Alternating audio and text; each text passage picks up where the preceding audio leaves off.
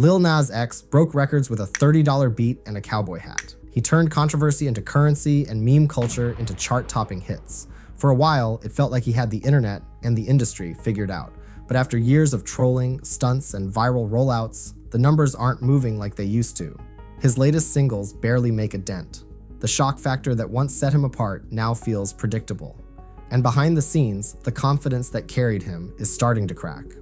This is the story of how Lil Nas X went from unstoppable to uncertain, and what it says about fame, identity, and the limits of attention. Lil Nas X was a college dropout with a Barb fan account and no real plan, just time, internet fluency, and a desire to make it. He bought a beat from YouTube for $30, wrote a few bars with cowboy references, and uploaded a song called Old Town Road. The track was short, catchy, weird, and perfect for TikTok. Within weeks, it was everywhere. You know what I mean? That cowboy drip is a vibe, though. You see it all over Coachella. You see it like the cowboy culture is really popping. Yeah, it really is now. Are That's you crazy. responsible for that? No, partially. The song fused trap drums with twangy banjo loops. It didn't follow any genre rules, but that ended up being the point. When Billboard quietly removed Old Town Road from the country charts, it sparked a bigger conversation. Was it really about musical style, or was it about race, identity, and who gets to claim certain genres? Seeing a black man in a cowboy hat, according to many news outlets, forced country music to take a look at its racist past. When you get to like the country charts, you know what I'm saying? And then they pull your song off the country charts when they say it's not country enough or it's not country music. And it was just like, okay, whatever. I didn't want to get, blackballed. Yeah. And then you probably didn't want to play that whole black card too. Yeah, you know what I'm saying? Because it's like, because I played it for you. I was like, man, if he was Caucasian, they would have him on there. You know what I'm saying? So you didn't have to say it. The internet picked a side, and they picked him. The controversy gave him momentum. Then he did a remix with Billy Ray Cyrus, which gave him more credibility. And with that, the viral moment became a career. Nas even said the country scene and white people supported him the most at the very beginning. Yeah, people really like.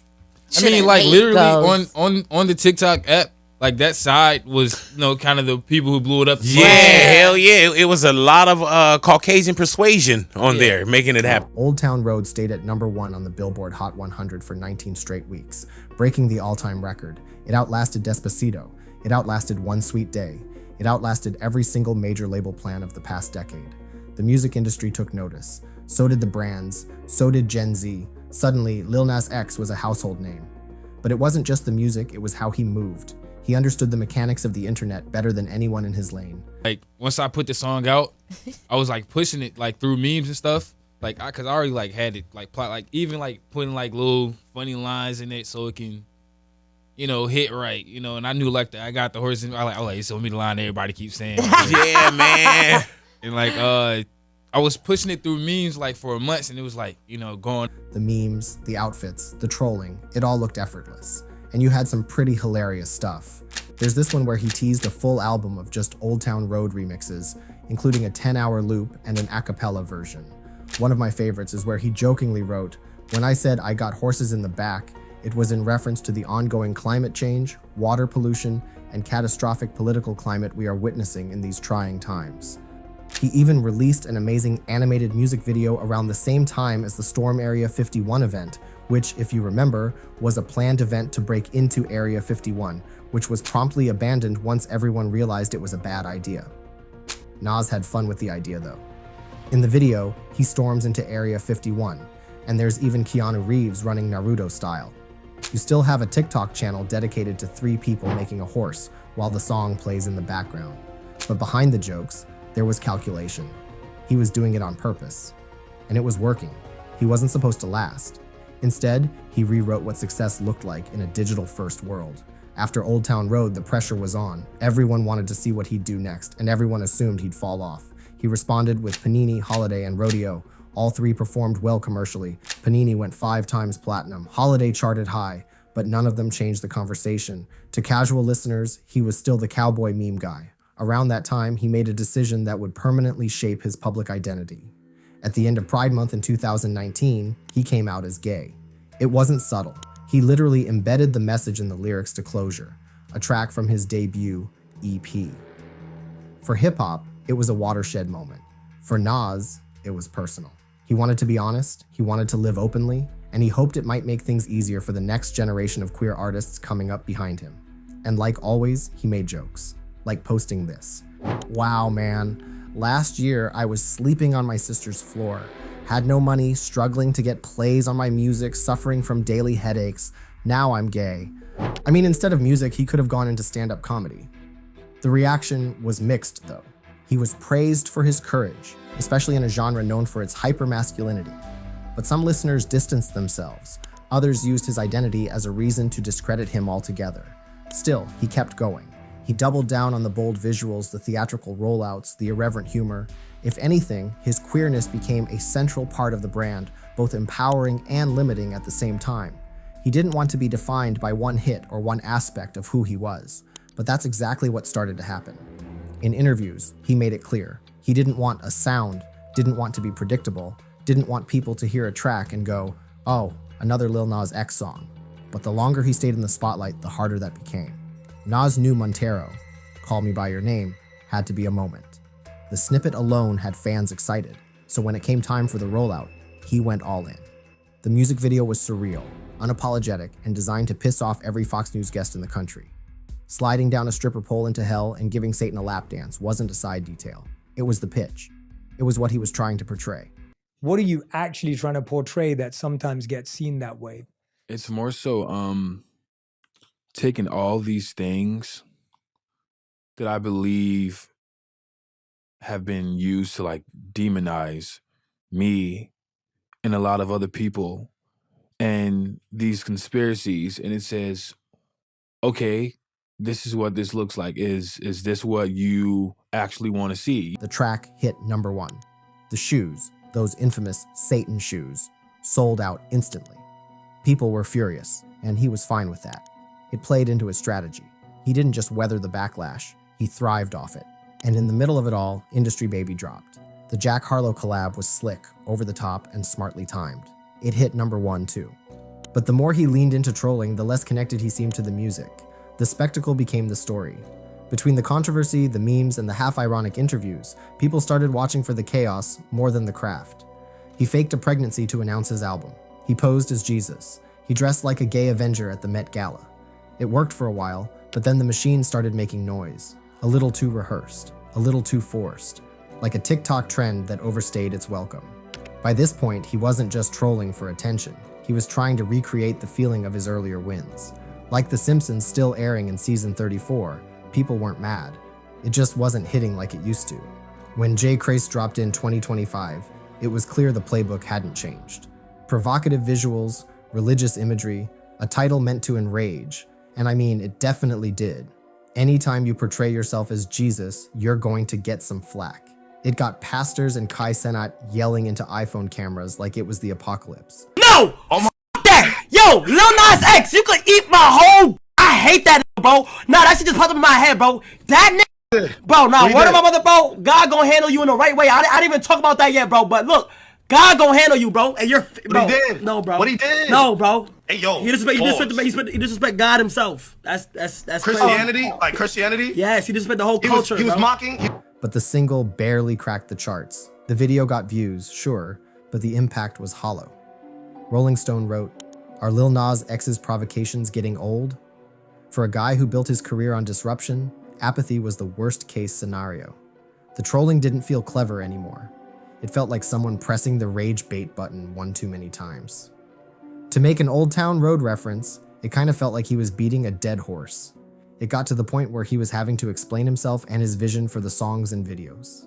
And if you have to do that, it's a good sign you might be cooked." And then, you know, on top of that, like seeing like actual fans like turn and say like, whoa, why is he doing this? Why does he keep messing with these people? And I think another thing was messages got turned around. And because one got turned around, the idea of Montero, Call Me By Your Name, which is me like taking ownership of this place everybody tells me I'm going to go. And that was just turned into, oh, he's teaching Christianity a lesson, when that's not the case, you know? And now this thing was like, oh, I'm Jesus, I'm back like Jesus, which is, if anything, it's like homage to Jesus, like this guy that made the greatest comeback. Fans were confused, critics were bored, and the industry had stopped defending him altogether. Some even started calling him a gay 6ix9ine, all shock, no soul, stuck in a feedback loop of his own design. Lil Nas X is obsessed with showing y'all that he's gay. And he's doing it in ways that is provocative. The energy had shifted. The same stunts that once made him look bold now made him look lost. According to his critics, he wasn't subverting anything anymore, he was just repeating himself. And while a few loyal fans still rooted for him, a lot weren't. Even the headlines felt tired. Lil Nas X gives birth to an album. Lil Nas X dressed as Jesus. Lil Nas X posts another thirst trap. It started to feel like watching someone do impressions of their old self, hoping it might still work.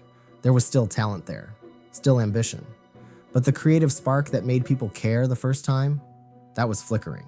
He'd already played the controversy card so many times that by now, it felt like he was trying to shock an audience that had already seen everything.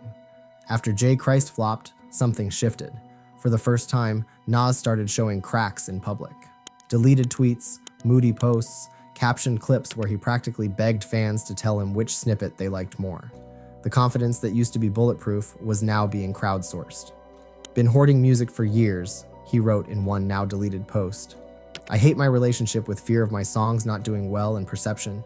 I wish I could just release music and not give a bleep. But clearly he did. Around the same time, rumors started swirling. Columbia Records had allegedly scrapped his next album. Only 3 songs were salvaged. The rest, gone. Whether it was over the content, the numbers, or just creative differences, no one knew for sure.